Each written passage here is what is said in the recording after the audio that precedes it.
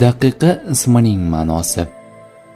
Ushbu daqiqa ismi asosan qiz bolalarga qo'yiladi va bu ism arabcha bo'lib, quyidagi ma'nolarga ega: shirin so'z, nozik, latif so'z egasi, notiqa, nafosatli dilbar qiz.